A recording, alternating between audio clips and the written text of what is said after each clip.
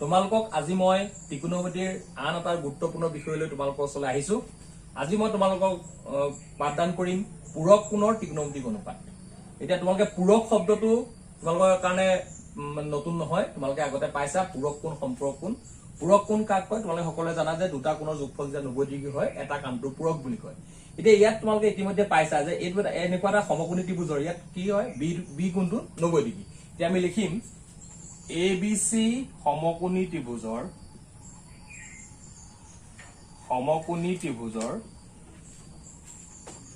Angle B equal to 90 degree. এতেকে angle A plus C equal to কিমান degree 90 degree. এতিয়া A আৰু C C ৰ পূৰক হ'ব, তাৰমানে দুটা কোণৰ যোগফল যে 90 ডিগ্ৰী হয় এটা আনটোৰ পূৰক হয় আমি জানো, সেইকাৰণে পূৰক কোণৰ ত্ৰিকোণ অনুপাত বুলি কৈছে। এতিয়া আমি ইয়াৰ পৰা উলিয়াব পাৰো angle C equal to 90 degree minus angle A। এতিয়া আমি ইয়াৰ পৰা আগৰ মতে আমি সাইন A অনুপাত কি পাম?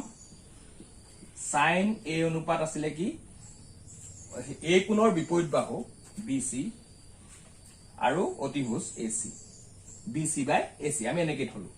এতিয়া আমি সাইন C লিখিম। এই সাইন C লিখিলে কি হ'ব তোমালোকে কোৱাচোন কি হ'ব? সাইন C লিখিলে কি হ'ব? বিপৰীত বাহু AB বাই কি হ'ব AC। ইয়াত সেইটোকে সাইন A আমি cos A উলিয়াম। চাবা দেই কেনেকে সাইন C আৰু cos A মিলি যাব। এতিয়া cos A কি AB বাই AC, তাৰমানে A কোণৰ ক্ষেত্ৰত কি হ'ব সন্নিহিত বাহু AB অতিভুজ AC।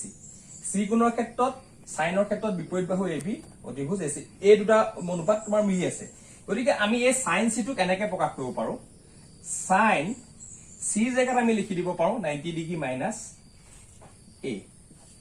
এতিয়া আমি লিখিব পাৰো sine 90 degree minus A equal to কি cos A সমান কি AB বাই AC। তাৰমানে আমি কি পালো যে sine 90 degree minus A equal to cos A, তাৰমানে যিকোনো এটা কোণত আমি তোমালোকে চোৱা যে সাইন 30 ডিগ্ৰী সমান আমি লিখিব পাৰো সাইন 90 মাইনাছ 30 সমান লিখি দিব পাৰো আমি কি 90 মাইনাছ এইটো হ'ব 60 আৰু এইটো লিখি দিব পাৰো আমি cos কি 60। তোমালোকে কি দেখিলা সাইন 30 আৰু cos 60 ভ্যালু সমান। তোমালোকে তালিকাখন চাই দেখিবা সাইন 30 আৰু cos 60 দুইটাৰ ভ্যালু কিমান হাফ। গতিকে আমি তোমালোকক ইয়াৰ আগৰবাৰ মই বুজাইছিলো যে কেনেকে সাংখ্যিক মানৰ তালিকাখন তোমালোকে মনত ৰাখিব লাগে। তোমালোকে এতিয়া এইটো মনত ৰাখিব পাৰা যে যিকোনো এটা কোণৰ আমি যদি সাইন আৰু কছৰ ভিতৰত তোমালোকে যদি এটা মান জানা 90 ৰ পৰা বিয়োগ কৰি দিলে সাইনৰ ক্ষেত্ৰত কছ হ'ব, কছৰ ক্ষেত্ৰত কি হ'ব সাইন হ'ব। যদি সাইনৰ তোমালোকে 30 ডিগ্ৰী জানা 90 ৰ পৰা সেইটো বিয়োগ কৰি দিলে কিমান হ'ব যিটো এংগুল হ'ব সেইটো কি হ'ব কছৰ হ'ব। গতিকে আমি এই ধৰণে আমি মানবোৰ মনত ৰাখিব পাৰো।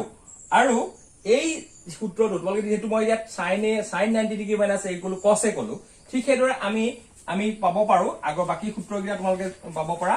সেই সূত্ৰকেইটা তোমালোকৰ কিতাপত আছেই, মই লিখি মাত্ৰ জাষ্ট তোমালোকক ক'ব খুজিছো যে সাইনৰ 90 ডিগ্ৰী বাই A বিয়োগ কৰিলে cos A পায়, উল্টা কছৰ 90 ডিগ্ৰী বাই বিয়োগ কৰিলে সাইন A পায়। তোমালোকে কিতাপত চাই ল'বা সাইনটো কচেকলৈ যায়, কছলৈ যায়, কছটো সাইনলৈ যায়। তেলে ঠিক সেইদৰে টেনটো কটলৈ যায়, কটটো টেনলৈ যায়, কচেকটো চেকলৈ যায়, চেকটো কচেকলৈ যায়। মই গোটেইখিনি লিখি দেখুওৱা নাই, তোমালোকে কিতাপত ধুনীয়াকে তোমালোকৰ আছে।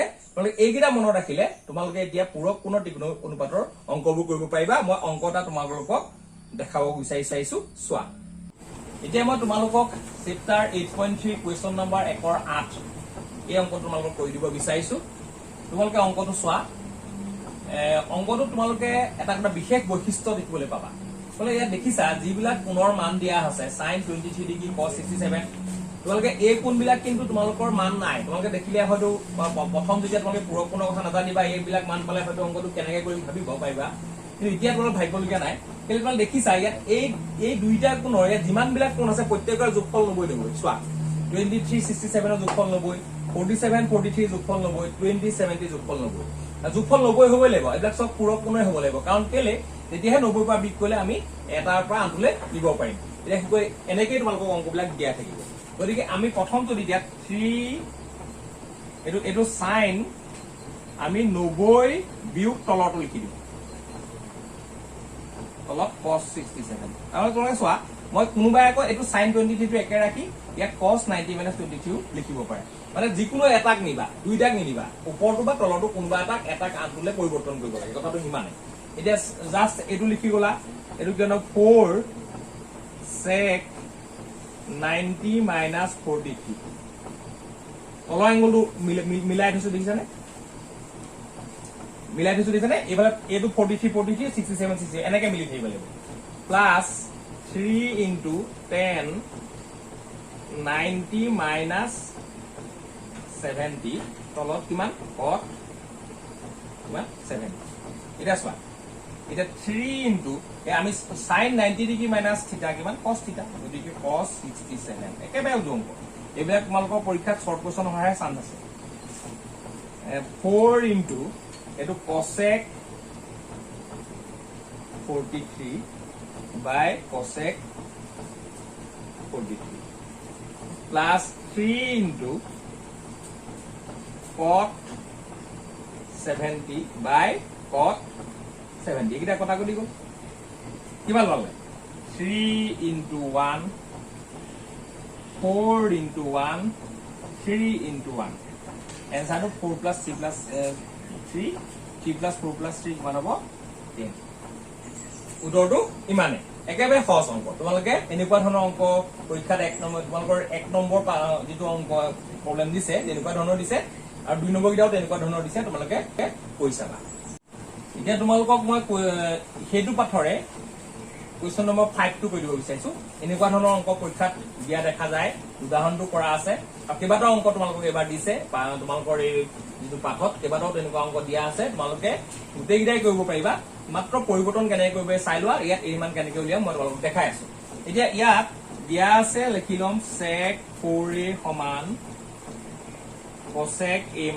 20 এতিয়া তোমালোকে দুইটা মিলাব লাগে এতিয়া cosec 4 এর জায়গাত আমি কি লিখি দিম cosec 90 - 4a চোৱা cosec 90 - 4a sec 4a এইফালে cosec আছে এইফালে cosec লিখি দিলো দুইফালে মিলি থাকিলে হল